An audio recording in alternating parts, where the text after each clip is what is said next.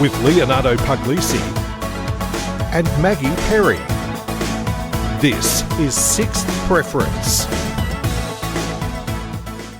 And you're watching Sixth Preference, a brand new political show here on Six News with me, Maggie Perry. Maggie, it is a really interesting time in politics at the moment because the month of October is stacked with elections. There are already going to be quite a few, and then we get 3 by-elections in New South Wales, which we'll get to in just a moment. But I think the biggest one, understandably, it's Queensland at the moment. Now, last night, we're recording this on a Friday. Last night was the leaders' debate between David Crisafulli and Stephen Miles. Something they both said, which I found, well, it's not surprising that they said it, right?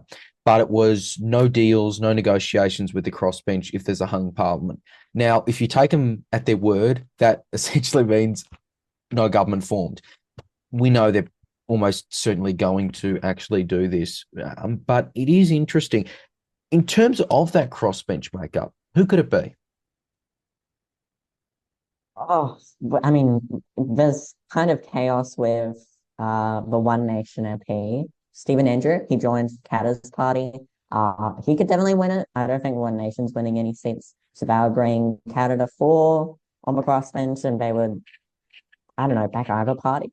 And then the Greens could win up to 6 seats realistically. That would be really big on the crossbench. But let's be honest, I don't think Labor will get anywhere near a minority, and I don't think the LNP will get anywhere below maybe 50 seats or something. They're going to have a landslide at this election. I don't think they'll have to negotiate with the crossbench at all. I tend to agree. And look, David Crisafulli, all you can say about his politics, he's clearly doing a good shot at leader in terms of the LNP, because they have gone through leader after leader after leader since Campbell Newman lost his seat in 2015. And clearly they're in the much better position at the moment. Even if it was down to a minority, you'd naturally think Katters would probably go with LNP.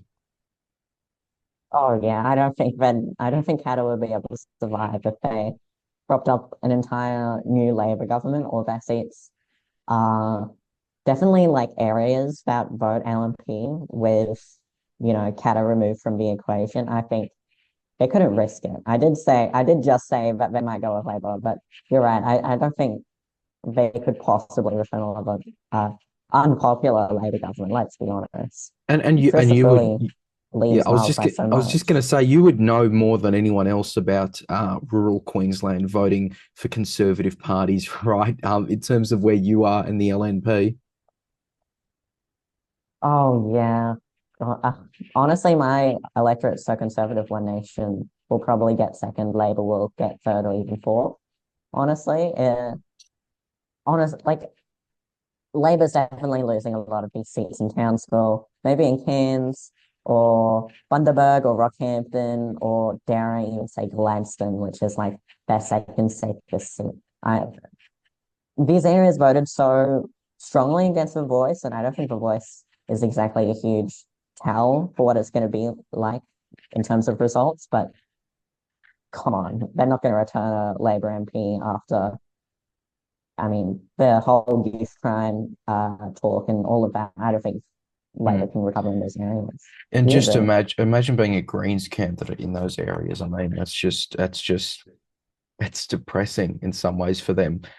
Speaking of the Greens, they're targeting, I think their figure is up to 10 at the moment. Now, there's a couple where obviously there's the 2 seats they've got at the moment, which I would lean to saying they're probably more likely to retain than lose, purely just because it's probably all going to be swings against against Labor, like statewide. Yeah. But then there's a couple others that they seem to be going for at the moment, aren't there? And I think they're wanting to realistically at least double, so get up to 4. Yeah. Look, they say 10. They're not going for 10. They've got 2 LMP seats in that figure and 2 seats where they'd need like a 15% swing. I don't think the Greens know they're not going to get to 10 seats. But you're right. There's South Brisbane, which they already hold. They're definitely winning that. And Maiwar, I'm pretty sure they're going to hold that against the LNP, but we can't be sure it's a landslide year. But yeah, the 2 seats that they're looking at in particular Cooper and McConnell, which is the Brisbane Central seat. They're like 2% off winning these seats. They're totally, I can't see a world where they don't get there. And they've also got Greenslopes and Miller, just a bit south of South Brisbane, where they're also trying to win, but they need like a 10% swing. So I don't know. boundaries. I'm not Yeah, exactly confident they'll get to 6, but we see what happens. You know, they six. might. Yeah, six would be a great result for them, right? I think realistically, their probably internal expectations would be six is huge, right? They're not going to win 10. They can target 10. Maybe they can, in a great year for them in 2028. Maybe if they get 6, they can get the remaining 4 next time. I cannot imagine 10 greens, right? I still think Hatter will be equal largest or largest party on the crossbench. And I would agree with, I think you said it before, unless I'm misquoting you, I don't think One Nation's going to get a seat. I really do not think they're going to get a seat. And I say that because they've got the issue with no incumbent, right? They've just gotten rid of Andrew. In terms of the Conservative vote, it's naturally going to be largely to the LNP here, right? This isn't one of those kind of mid between government cycles where they might be able to get in. And like, I just don't see how they're going to get in. And that doesn't bode well for Pauline Hanson, because if Malcolm Roberts loses his seat next year to, say, legalise cannabis, very possible in the Queensland Senate, I wouldn't be surprised if that happens. If they have 2 pretty big losses in terms of for the party in a couple months, I wouldn't be surprised if she does not recontest in 2028. Like, right, One Nation really has to win a party here, has to win a seat here. It's their state. It is the One Nation state. It'd be almost embarrassing if they didn't. It would be embarrassing. They won 11 seats in 1998 or 2001. It's one of them. 98, yeah. They won 1 seat in 2017, which was supposed to be like their year. And then they had polling around 12% before the 2020 election, and they only won 7. They got crushed in all these electorates. And now they're polling 7%, or like 8%. And if they underperformed by 5% in the polls last time, they're done for this year. I don't think they'll get anywhere. Maybe second place in some seats like mine, which is Callide, because Labor's going to do so horribly, let's be honest. But when did they One not? Nation really needs to win a seat, and I don't think they're going to. Yeah, it would be pretty terrible, and look, we'll see where the party goes from here. I could do a whole rant on are they going for, should they go for local to try to boost their profile there? Evidently they're not. I really don't know what One Nation's doing at the moment. I don't particularly understand all the logics of it, but we'll see there. Now, just switching gears to a place that is definitely 100% not going to have a One Nation MP, the ACT. Look, I think I'm going to get a lot of flack for this, but I don't think I would rule out the Liberals in the ACT. They haven't governed in 20 years. When did they? Okay, why would they be governing now? Just hear me out. Look, 20 years exactly. Labor's been in government for more than 20 years. There's surely some sort of unpopularity. We don't have any polls. So it's really annoying. We don't have any polls.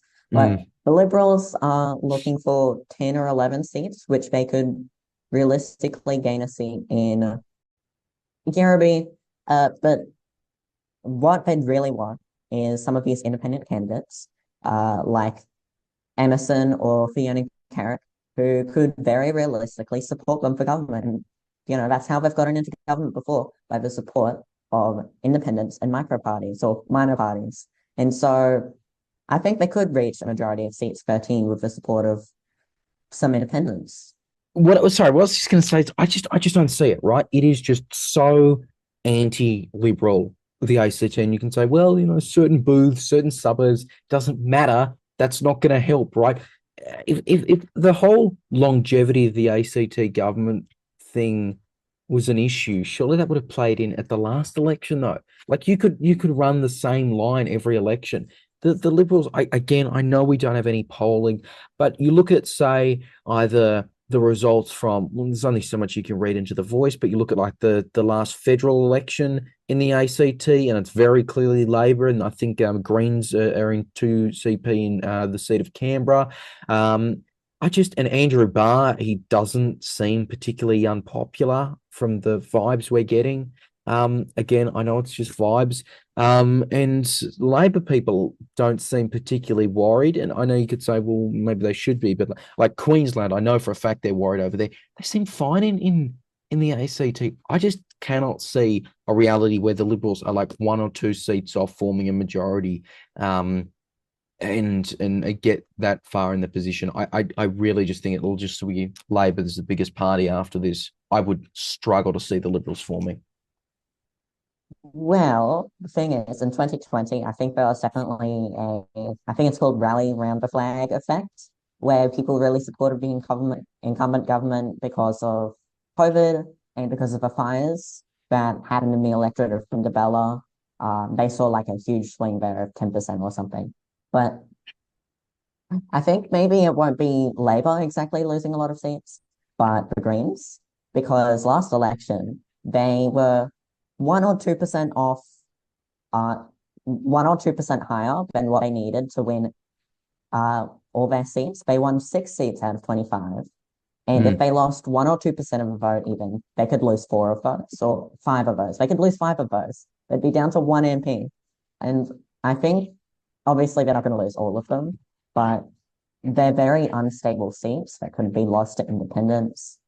In Brindabella, they've only had an incumbent MP for 1 year.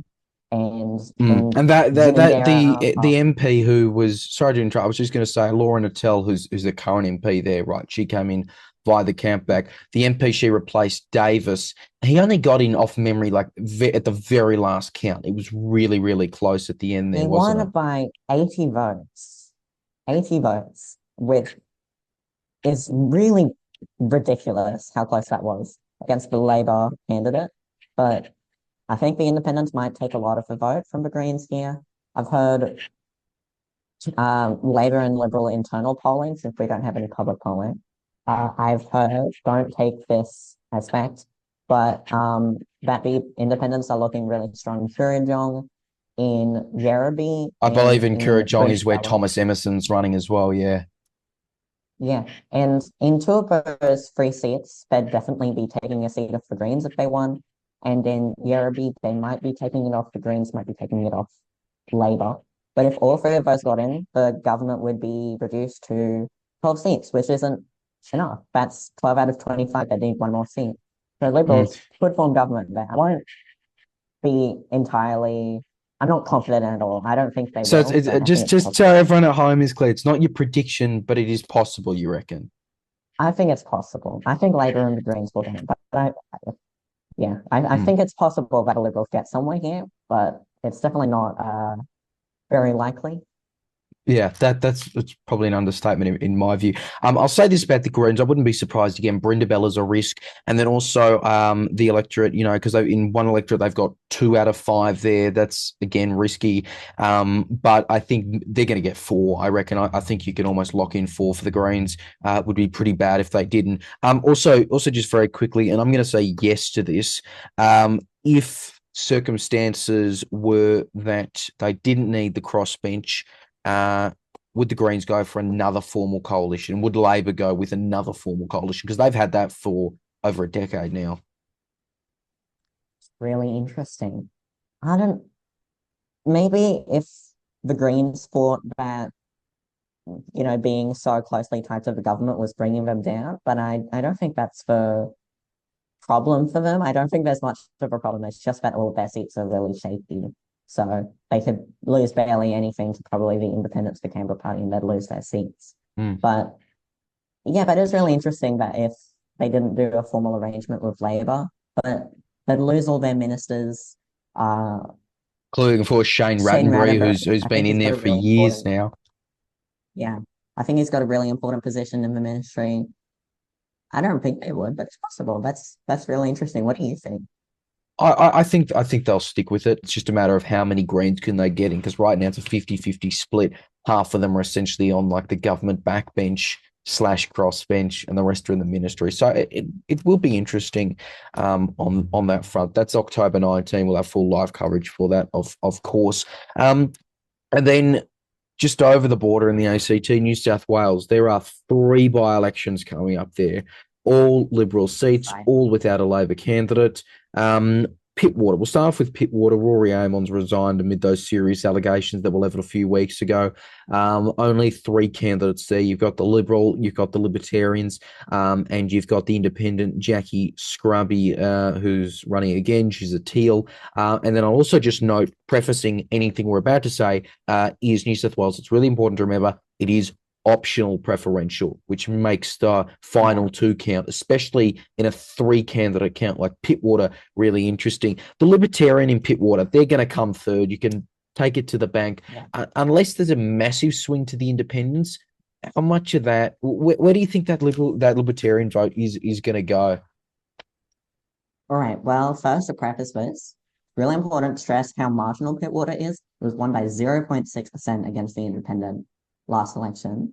I think the independents probably got a lead here because Labor and the Greens are gone. They're not here, and so they won't have any exhausted votes that would have went to the independent. But the independent here also has an advantage because the Libertarian is running, as you mentioned. They could probably pull like anywhere between like 6 to 10%, I want to say, which is quite notable. And if some of those votes exhaust, then, the Liberals are really down here.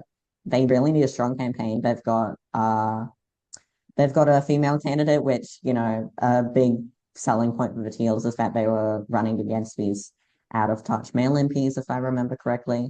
But I think the Independents got a very good chance in Pittwater. It's right up in the Northern Beaches, right at the top near Scotland Island, which is actually where Christina Keneally lives. We'll get to her later, actually. We will.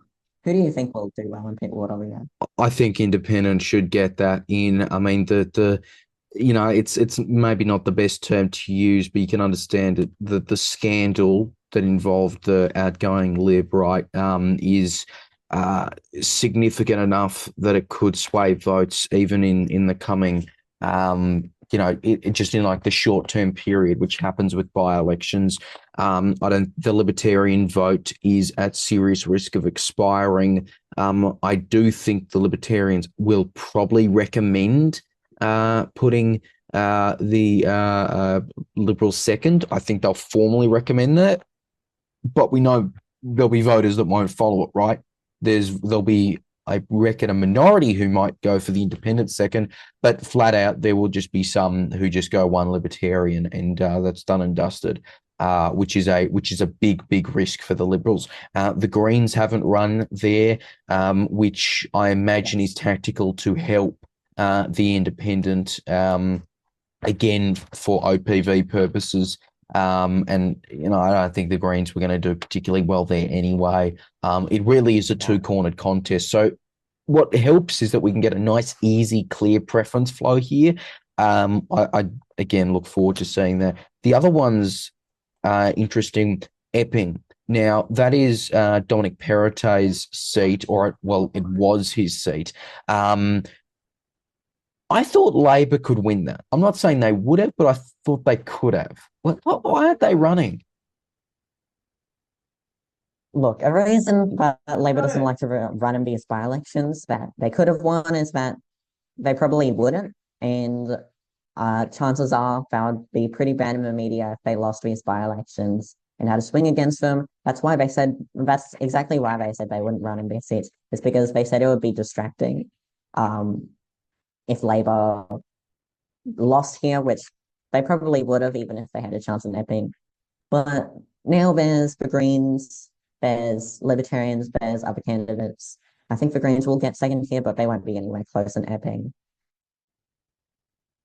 And then you've got Hornsby, which is the seat of, was the seat of Matt Keane. That has a bunch of candidates running in it, including, according to the great pre-selection updates on Twitter, Independent Fusion, Greens, Sustainable Australia, AJP, an independent, Libertarians, Liberals, One Nation, and another independent.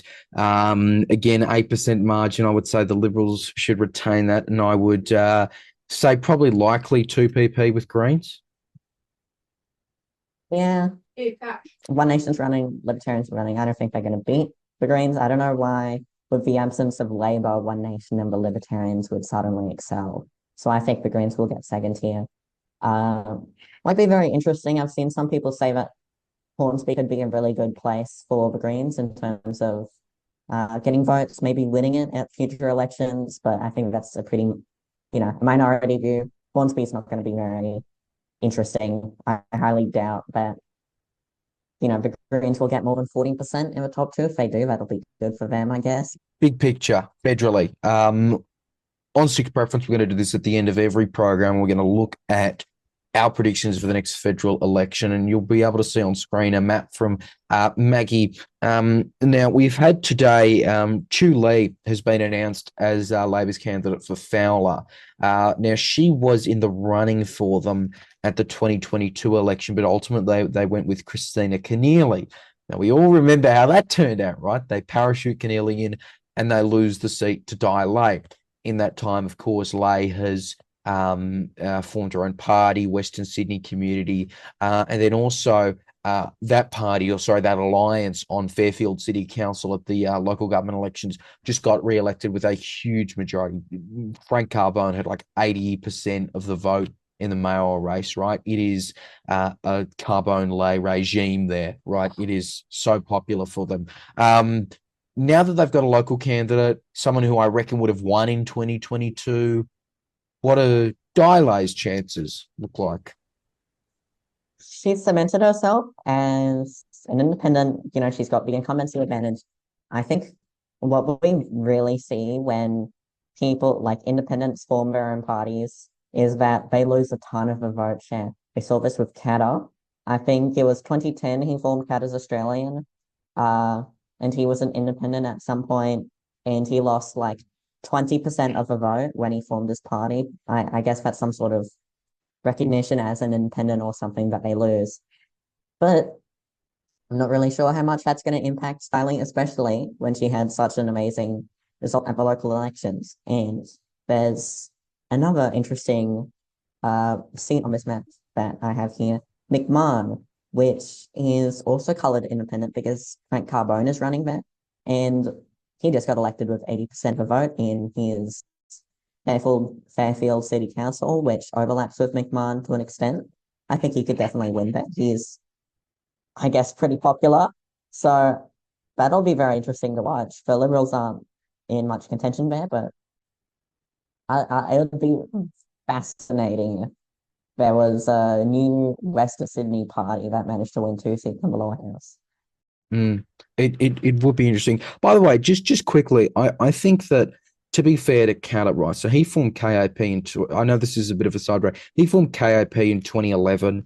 He had a 17% swing away from him on primary in 2013. To be fair, I think most of that was because it was a minority government, and whether it was like he's seen as supporting it and bringing Abbott instead. So I don't think it's got too much to do with the party label, right? And I also, clearly, voters in that kind of area aren't against voting for a party named after a person like Di Lay at the local level. She's got the Women's Party.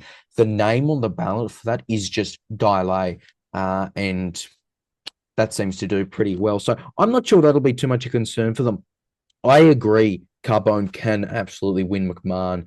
I know there's been talk about whether he should go for the Senate. No, he does not have that big of a pool, I reckon, outside of Western Sydney. Go locally like that. I think that would even be a bigger story. Well, no, I know it would be a bigger story. Frank Carbone wins House seat versus Frank Carbone wins Senate seat, right? So I think McMahon is going to be an interesting one to watch. On the map more broadly, what other seats should we be looking at for changes at the next election in your predictions? Well, I think there'll be a small swing away from Labor, but it's not going to be very big. There was 4% last election. I think the swing is going to be like 2% and it'll be 50-50.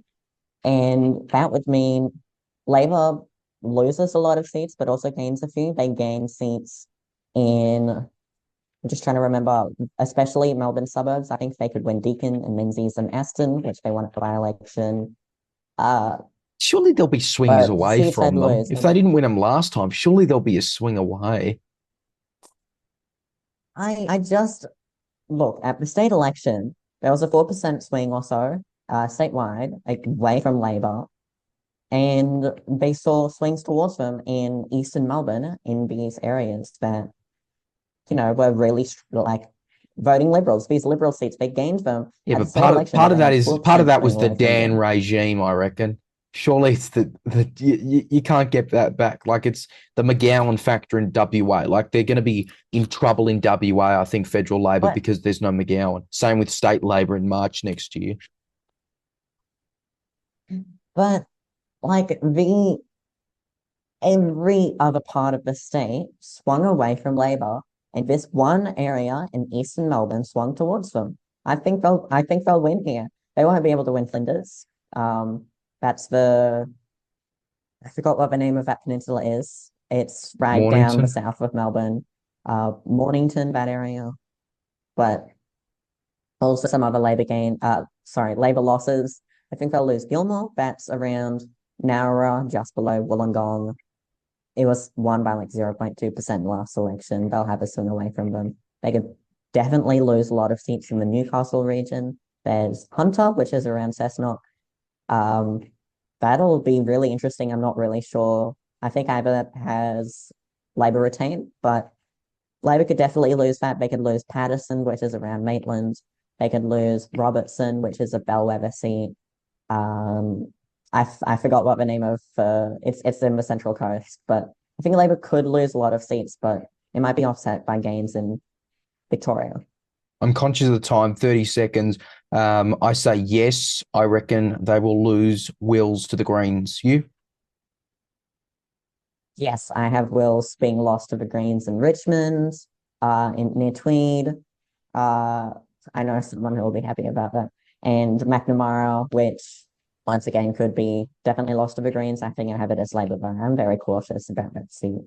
Yeah, that'll be one to watch. I know people talk about the impact of Israel-Palestine in both seats, how they could be different. As I say, though, I reckon Will's gone for Labor at this point. And look, the Greens have done pretty well for Tweed Council.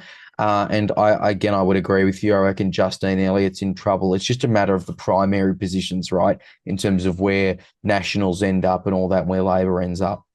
But that those will be one to watch. Hey, conscious of the time, so we'll wrap up there. But of course, you can watch the latest from Six Preference, all the latest Six News political reporting. That's on our website, SIXNewsAU.com. It's on YouTube.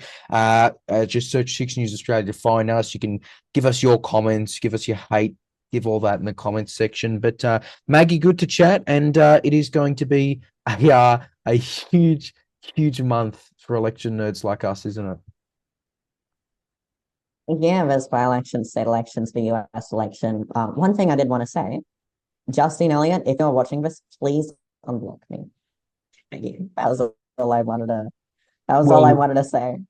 I'll get my ministerial contacts and we'll see if that can happen. Always great to chat. Tune in next time, and thank you very much, everyone at home, for watching.